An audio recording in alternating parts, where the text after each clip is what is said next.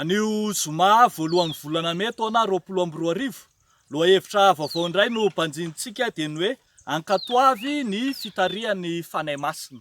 Ankatoavy ny fitarihan'ny fanahy masina. Ivavaka isika ry havako. Ry Andriamanitry ny fanahy masina, ianao izay efa nanamasina anay hatramin'ny voalohany, ianao izay efa nomba anay hatramin'ny voalohany, efa nirotsaka betsaka tamin'ny apôstôly, nomba ny fiangonana hatramin'izao andro ankehitriny izao, ianao no derainay sy ankalazainay ary omenay voninahitra. Vangio manokana izay Tompo amin'ity andro anio ity, mba hanekenay ny fitarihan'ny fanahinao masina amin'ny zavatra rehetra ataonay, koa tsy amin'ny hery tenanay, na amin'ny sainay, na amin'ny fahalalànay sy ny fihevitray no andehananay, fa amin'ny fitarihan'ny fanahinao masina irery ihany. Dia amin'ny anaranao Jesosy Tompo, nanaovanay sy angatanay izany vavaka izany, avy fanahy masina manatrehanay. Amen. Mofinaina voalahatra ho antsika ry havako amin'ity andro anio ity, dia izay hitantsika ao amin'ny Korintianina voalohany toko 9, ny andininy 12 hatramin'ny andininy 20, vakiko amin'ny anaran'ny Tompo manao hoe: ny zavatra rehetra azoko atao, nefa tsy dia ary-maso avokoa ny zavatra rehetra. Ny zavatra rehetra azoko atao, nefa izao tsy mety andevozin-javatra na inona na inona. Ny hanina dia ho an'ny kibo, ary ny kibo ho an'ny hanina. Nefa samy ho levonin'Andriamanitra izy roa. Fa ny tena kosa dia tsy ho an'ny fitsangatsangana, fa ho an'ny Tompo, ary ny Tompo ho an'ny tena. Ary Andriamanitra efa nanangana ny Tompo sady hanangana antsika koa amin'ny heriny. Tsy fantatrareo va fa momba ny tenan'i Kristy ny tenanareo? Moa hanala ny momba ny tenan'i Kristy va aho ka hanolotra izany ho momba ny tenan'ny vehivavy janga? Sanatria izany. Moa tsy fantatrareo fa izay miray amin'ny vehivavy janga dia tena iray aminy, fa hoy Andriamanitra ho nofo ray ihany izy roa. Fa izay miray amin'ny Tompo kosa dia fanahy iray aminy. Mandosira ny fitsangatsangana, izay fahotana rehetra ataon'ny olona dia ny ivelan'ny tena ihany, fa ny mpitsangatsanga kosa dia manota miatra amin'ny tenany. Ahoana ary? Moa tsy fantatrareo fa ny tenanareo dia tempolon'ny fanahy masina, izay ao anatinareo sady efa azonareo tamin'Andriamanitra, ka tsy tompo ny tenanareo ianareo, fa olom-boa vidy ianareo, koa dia mankalazan'Andriamanitra amin'ny tenanareo. Amen. Ray masina, manamasinanay amin'ny fahamarinana, ny teninao no fahamarinana. Amen.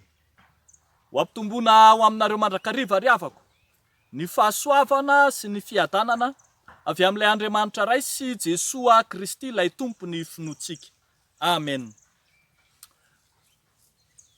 Ny bokon'ny Korintianina dia ahatsiarovantsika ny zava-nisy tao Korinto, izay nisy ny fanompoana mahamofady izay niaro tamin'ny fitsangatsangana ao amin'ny Korinto rahateo, izay efa fantatsika hatramin'izay no misy sy ahitana ilay tsangam-bato tsampy lehibe.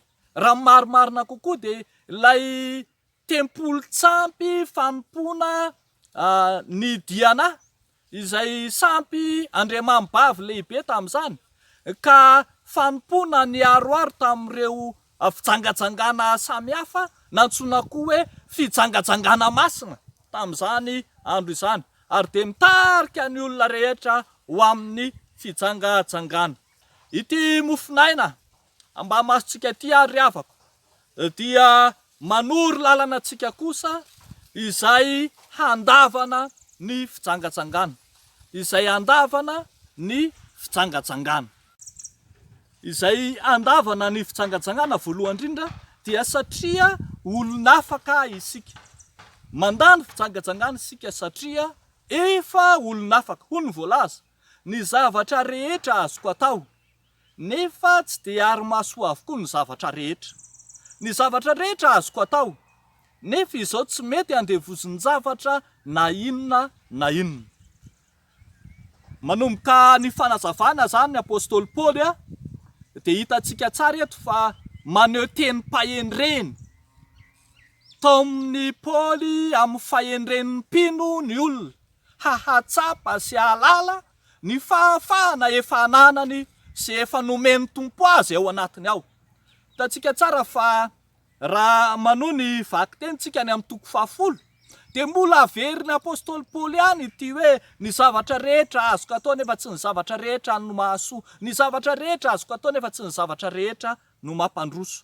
Teny pahendrena hanehoana ny safidin'ny mpino eo anatrehan'ny fahafahana efa ananany izany aseho izany. Ambara arak'izany ry havako malala fa afaka amandevo azy ny mpino ka tsy andevoziny zavatra na inona intsony izy, tsy andevoziny ny fihinanana na ny fisotroana, tsy andevoziny ny harena sy ny vola, ary tahaka izany koa tsy andevoziny ny fitsangatsangana araka izay voalaza eto, noho ny fanafahana zay efa nomeny tompo azy araka ny tenin'ny tompo. Jesosy miteny an'izany any amin'ny Jaona 9:9 manao hoe raha ny zanaka no afaka anareo dia ho afaka tokoa ianareo. Izany fahafahana efa nomena tao amin'ny Jesosy Kristy zanaka izany no ananan'ny mpino fahafahana ihany koa handany ratsy sy ny asany ratsy sy ny maizina sy ny asany maizina rehetra, ka tsy hampirohatra azy intsony na tsy hatafiditra azy intsony hirona ho any amin'ny asany ratsy na ny fijangajangana izay voalazantsika, izay voalaza eto. Ry havako malala, mazava ny ambaran'ny Paoly apôstôly any amin'ny Galatianina 5:5 ny 7:12 haitsika rehetra tsenjery manao hoe efa natsoinao amin'ny fahafahana ianareo rahalahy, kanefa aoka izany fahafahana izany tsy hoentinareo manaraka ny nofo. Mbola ho simba ny nofo, mbola ho lo ny nofo, mbola ho rava sy ho potika ity vatantsika mety ho lo ity. Ka safidy tsara arak'izany nomeny tenin'Andriamanitra, safidy tsara hisafidianantsika hirona makany amin'ny izay hitondran'ny tompo antsika dia ny fahafahana. Efa no hafahan'Andriamanitra itsika, ko aoka tsy hanaiky ho andevoziny zavatra na inona intsony, tsy ho andevoziny ratsy, tsy hanaiky hampiasa ny ratsy ho fitaovana hanimba ny vatantsika. Zany no antson'ny tenin'Andriamanitra. Ry havako malala, safidy lehibe zany ao anatintsika ny ahafahantsika manaraka ny fahendren'ny ny fahafahana zay efa nomeny tompo antsika, nomeny ny vatanantsika, nomeny ny tompo ny vatantsika, ary ihany koa nomeny mba hiainantsika amin'ny fiainana andavanandro. Ampy tsy hatrehantsika ny ratsy rehetra ao anatin'izany ny fijangajangana ny fahafahana izay nomeny tompo antsika. Fa zavatra faharoa ry havako malala izay andavana ny fijangajangana dia izay ambara fa satria efa tena iray amin'ny tompo isika. Mandany fijangajangana isika satria efa tena iray amin'ny tompo. Hoy ny voalaza, ny tena dia tsy ho amin'ny fijangajangana fa ho an'ny tompo, ary ny tompo ho an'ny tena. Ary Andriamanitra efa nanangana ny tompo sady hanangana antsika koa amin'ny heriny. Tsy fantatrareo va fa momba ny tenan'i Kristy ny tenanareo? Moa hanala ny momba ny tenan'i Kristy va aho ka hanolotra izany ho momba ny tenan'ny vehivavy tsanga? Sanatria izany. Moa tsy fantatrareo fa izay miray amin'ny vehivavy tsanga dia tena iray aminy, fa hoy Andriamanitra ho nofo ray ihany izy roa. Hitantsika eto zany ry havako malala fa ny mpino izay efa nambarantsika teo aloha fa olona afaka sy Kristy na ny tompo dia manana fifandraisana anatiny tena akaiky tahaka ny fifandraisan'ny mpivady. Manana fifandraisana tahaka ny mpivady ny mpino sy ny tompo, ary zany moa dia efa antitra anterina mandrakariva any amin'ny testameta taloha hoe fa ny Israely vadin'i Jehova, ary aty amin'ny testameta vaovao dia ny fiangonana no vadin'ny Kristy. Arak'izany satria tahaka ny mpivady dia mifanaja, satria tahaka mpivady de manolotra ny tenany ho amin'ny vadiny. Kristy de efa nanolotra ny tenany ho an'ny vadiny de ny fiangonana zany. Koa anjara ny fiangonana koa zany no manolotra ny tenany ho an'ny Kristy izay vadiny, ka mifanaja amin'izany fa tsy ho atakalo ny fanompona tsampy, tsy ho atakalo ilay vehivavy janga i Kristy izay efa manaiky ho tena iray sy ho vatana iray, ho nofo iray amin'ny mpino rahateo. Ravako malala, na inona endrika rehetra arak'izany zay mbola fanompona hafa atakalonao an'i Kristy ao anatinao, na ny fitsangajangana zany, na fanompona samihafa zay heverina fa mahavariana ny mpino, na fanompona samihafa ihany koa zay heverina fa mitona ny mpino ho any amin'ny fanadononan'Andriamanitra, de itaomana izao tenin'Andriamanitra ao antsika mba hahatonga antsika ho resy lahatra fa i Kristy zay efa niomby mpiainana tamintsika ihany no mibaiko ny fiainantsika, tsy ho ampidiritsika singa hafa intsony ao anatin'ny vatany. Fanompona hafa tahaka ny fanompona ny sampy, ny fanompona andriamanikafa, ny fanompona any amin'ny doany, ny fanompona ny alamadybe sy ny sisa, dia tsy ho atakalotsika an'izany intsony. Lay Kristy izay efa nanaiky rafitra ao anatin'ny vatantsika, ary tsy omentsika ihany koa ho amin'ny fanompo-tsampy tahaka ny fitsangajangana ny tenantsika, satria efa tena iray amin'ny tompo isika. Farany ravako malala, izay andavantsika ny fitsangajangana de satria tempolo ny fanahy masina ny vatantsika. Tempolo ny fanahy masina ny vatantsika, fa hoy ny voalaza fa izay miray amin'ny tompo kosa de fanahy iray aminy. Mandosira ny fitsangajangana, izay fahotana rehetra ataon'ny olona de ny ivelan'ny tena ihany, fa ny mpitsangajanga kosa de manota miatra amin'ny tenany. Ahoana ary?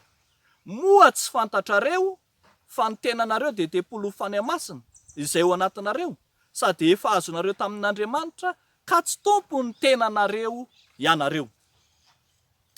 Mazava zany arak'izany tenin'Andriamanitra zany fa zary lasa toeram-panompon'ny fanahy masina, na antsoina koa hoe kianjan'ny fanahy masina ny vatan'ny mpino.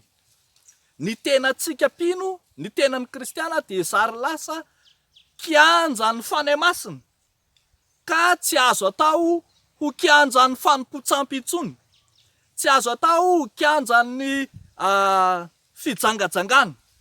Fa hoy ny voalazan'ny apôstôly Paoly any amin'ny Koritiana faharoa toko 9:20, ny 9:9 manao hoe: fa inona no iraisan'ny tempolin'Andriamanitra amin'ny sampy noho izany tsy afaka mifangaro verively amin'ny fanompo-tsampy ny tempolon'ny fanahy masina.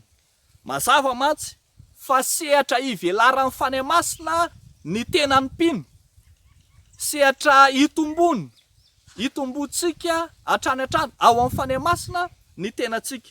Ny Paoly apôstôly de miteny manao hoe: tsy fantatrareo va fa tempolin'Andriamanitra ianareo ary fanan'Andriamanitra no mitoetra aminareo.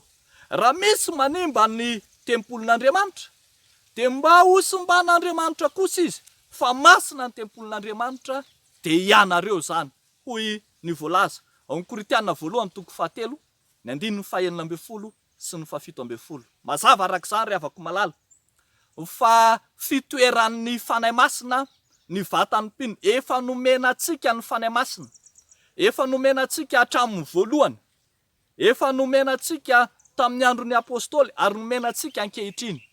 Ny fanahy masina miasa mahery zay mitoetra sy monina ao anatin'ny vatantsika, ka mahatonga ny tenantsika ho fanompom-panahy masina sy mendrika eo anatrehan'Andriamanitra, de tsy ho atakalotsika na ampifangaroantsika velively amin'ny fanompona hafa izay tsy avy amin'Andriamanitra, de ny sampy sy ny fijangajangana izany.